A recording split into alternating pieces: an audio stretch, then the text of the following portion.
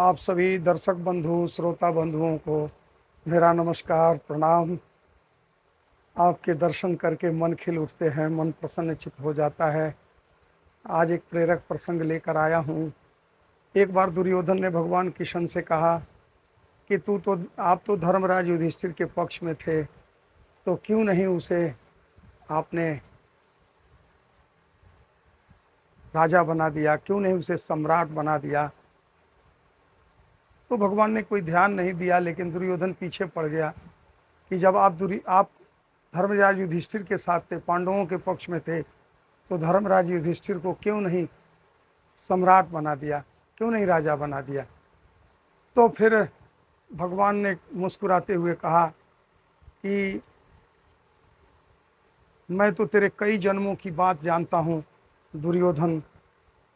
अगर मैं तेरी कई जन्मों की बात जानता हूँ, मैं चाहूँ तो तुझे सम्राट क्या, चक्रवर्ती सम्राट बना सकता हूँ। दुर्योधन कहने लगा, क्या हुआ पिछले जन्म में।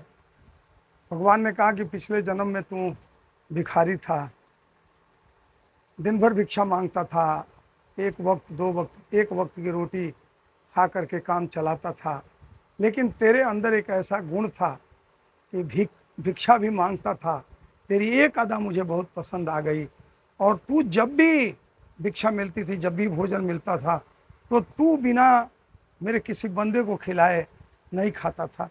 तू भोग लगाता था, मेरे बंदे को खिलाता था, सब किसी को जरूर देता था और तब खाता था। ये अदा भा गई, और इसलिए मैंने तुझे इस समय ये राजा बना, तू राजा बना है, उसका प्रतिफल है। तो कहने लगा, अगर ऐसी बात है तो मैं 56 प्रकार का भोजन करा दूंगा, तो आप मुझे चक्रवर्ती सम्राट बना देंगे। कृष्ण ने कहा, बिल्कुल, अगर तू 56 प्रकार की भोजन मुझे करा देगा तो मैं वादा करता हूं तुझे चक्रवर्ती सम्राट बना दूंगा।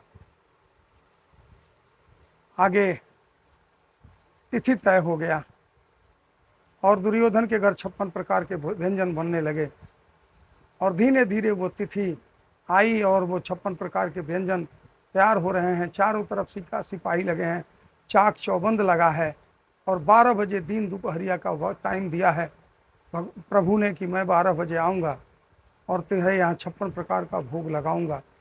और ठीक 10 बजे घंटा बजा, 11 बजे घंटा बजा, 12 बजे घंटा बजा। जैसे ही 12 बजा, एक दरिद्र, एक कई दिन का भूखा आया और दरबान से कहने लगा, मुझे भूख लगी है, मुझे कुछ खिला दो, मुझे भूख लगी है, मुझे कुछ खिला दो। दरबान उसे जाने नहीं दे रहे थे। दुर्योधन ने मना किया था, जब तक प्रभु भोग नहीं लगाएंगे तब तक मैं, वो व्रत था, तब तक मैं भोग नहीं लगाऊंगा। 12 और वो जाने का प्रयास किया तो उसे पीट पीट करके उसे बाहर निकाल दिया गया। दुर्योधन को खबर की गई, आया और कहा, इसे घसीट कर बाहर कर दो। जब तक प्रभु नहीं आएंगे, 56 प्रकार का भोग नहीं लगाएंगे, तब तक मैं भोजन नहीं करूंगा।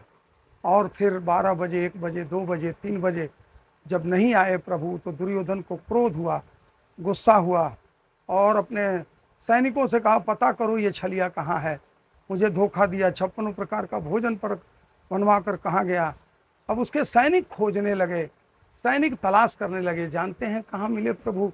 अरे विदुर के घर मिले, विदुर काका के घर मिले, और विदुरानी काकी के घर में साग रोटी खा रहे थे। पकड़े गए, कहा, चलो चलो, 56 प्रकार का भोज व्यंजन वहां बनवा कर तू यहाँ छुपा है, चलो दुर्योधन, महाराज तुझे तलाश कर रहे हैं।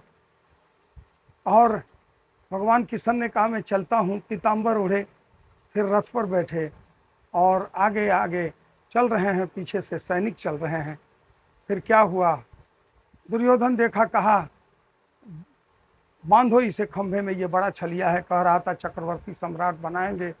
या देख लिया, वैसा तो कुछ कर नहीं सकता था, इसलिए भाग करके इसे साग रोटी खाने की, वो जिसकी जो औकात होती है वही जाता है।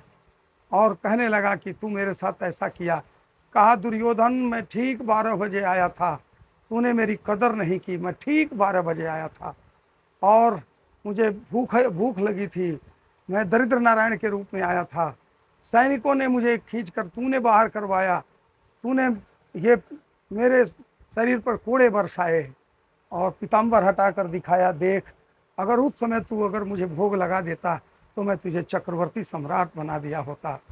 प्रभु कहते कबीरा इस संसार में सबसे मिलिए धाए, ना जाने किस वेश में नारायण मिल जाए। वो तो भगवान कृष्ण के रूप में देख रहा था कि पीताम्बर के रूप में पहने होंगे, रथ पर आएंगे, आंखें आंखों पर पर्दा छा गए थे, भ्रम हो गया था। अरे प्रभु किसी रूप में आ सकते थे, और उस समय तो दरिद्र नारायण को तू भोग लगा दिया होता तो तू आज चक्रवर्ती सम्राट हो गया होता। लेकिन दुर्योधन को बात समझ में तब आई कि प्रभु तो किसी रूप में आ सकते हैं, तो आओ अभिमान और क्रोध में नहीं, प्रभु को प्रेम में, प्रेम से बस में हो जाते हैं, प्रभु भगत के बस में हो जाते हैं। तो अगर ये प्रेरक प्रसंग, ये कहानी आपको अच्छी लगी हो तो आप मिशन मार्ग पर क्लिक करना ना भूलें, कमेंट करें, लाइक करें, शेयर करें। अगले एपिसोड में फिर मिलेंगे। धन्यवाद।